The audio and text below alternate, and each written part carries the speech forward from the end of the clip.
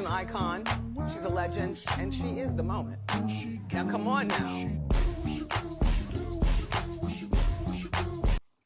Welcome, welcome, welcome. Welcome to another episode of Never Date Just One Sis. In these videos today, it's a combination of two videos with two different videos that I'm expanding on because, again, while I want to process this entire roster dating with you all, unfortunately, you all, again, stumped at some things that keeps being a repetitive reminder.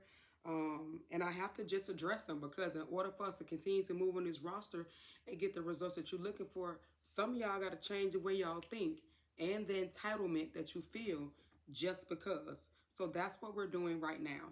In these next videos, go ahead and take a peek. Leave your comments below on what you think.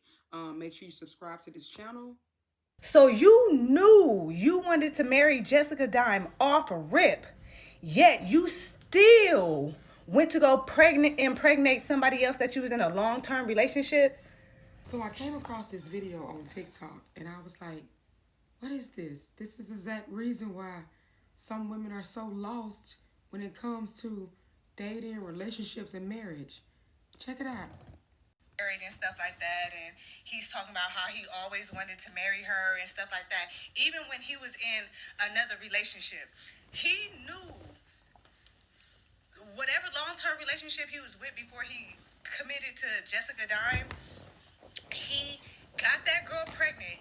They got pregnant, they had a baby, they spent their time together, whatever, but when he had that baby with her, he knew he wasn't marrying her. He knew he didn't want to be with her. But he did it anyways. And that's just like, so you knew. Do you see what I'm talking about? Some of the content that goes viral here, I guess the people who make it go viral are the ones who feel like what Sean did was so wrong. Never date just one. One of the 11 commandments says, thou shalt not ask a man to do anything twice. Simply ask another man and make it be known. Which is what the ex-girlfriend should have did, because if she knew. See, we talking about Sean knew. Of course, Sean, just like every other man, they always know who their wife is. Remember I told y'all the men know who they're going to marry if they're going to marry you within 6 months. So if you've been sitting there 6 years, 5 years, 2 years, whatever, and a marriage conversation ain't came up, you're not her. And it's okay. Just find the person that you are her for instead of focusing on the person that you're not. And anyways, if Sean always knew that Jessica Dime was going to be his wife, at the time that they knew each other, because they've been knowing each other for a long time, before he went into the NBA, before she was down in Miami in the strip club, they knew they wasn't going to be the best people to be together then because she was still living and he was still living. But if he always knew that Jessica was going to be his wife, I would assume that he has voiced that multiple times. But let's just say he didn't, because a lot of y'all don't read the nonverbal communication of these men that y'all are laying down with. So the ex-girlfriend felt the need to stay into a long-term relationship, give up her uterus, have a child with no commitment. And now we're having a problem because Sean exited that, as other men will do, to go to their wife, to go give them all the benefits and everything that the person before them didn't get. Why? Because the person before them didn't have no standards. See, when you don't have any standards, boundaries, expectations, then yeah, you're going to go in, give up your uterus, give up so much of you to a person who does not want a 16th of that. And they're going to go on to the next person and give them 1,000% of everything in them. You have to have your standards. So laying down, having unprotected sex, and then getting pregnant and expecting somebody to make you a wife is ludicrous. Like, in the time that we live in, sex and love are on two different spectrums. I don't know how you all continue to keep trying to combine them. They're on two different spectrums. So it doesn't matter if Sean told her, I love you at any point. That doesn't mean he was in love with her. He was never staying because he always knew who his wife was, as many men do. You all just think that if you just play the role, put some time in, give your uterus, that it's going to come to you. You have no standards. You have no boundaries. And these men are picking up on it. So grab your copy of Never Date Just One in a TikTok shop. Set some standards. Set some boundaries. What is your your deal breakers? First, you got to know all of that, and then you got to know what your needs are. Again, your needs assessment is included in this. And once you figure out what your needs are, then you can determine if this man is the best person to fulfill your needs before you give up your uterus, before you give up 5-10 years in your life just to discover that you're not the person he was going to marry. So when she got to the part to say they think they can have other men, she lost me. I want to know what y'all, just tell me what you learned in this next video. A woman who is broke and never been to college but is fine as hell, can cook, has good nurturing skills, good in bed, will always get the better man than the woman who makes hella bread, is hella accomplished, but she is totally out of touch with her womanly side and role. It's women right now making tons of money, A+ credit, business rolling, while you're gone at work all day. Your man is cheating with a woman who's unemployed and makes him feel like a man.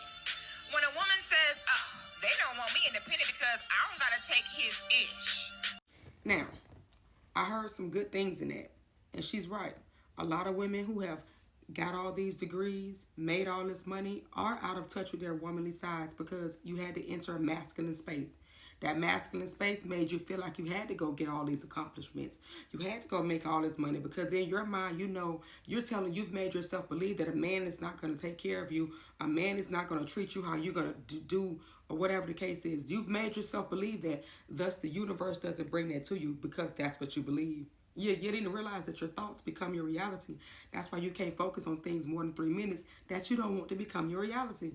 And a lot of women with the degrees and making all this money, trying to be arm and hammer strong, have made themselves believe that they can do it better than men. Men won't treat them how they're going to treat themselves, and that nobody's going to take care of them. So they don't get that energy. They do get the pookies and the ray-rays and the brokies that come along and need to be nurtured from this woman like she's her mother, because that's what she's acting like. That's how hard she talks, like a mother, because she doesn't know anything about her feminine space. In your never date just one guy, it takes you back to your feminine space, because I don't care how much money you got and how many accomplishments you've made, you still need to know how to be a woman. You still need to act and think like a woman.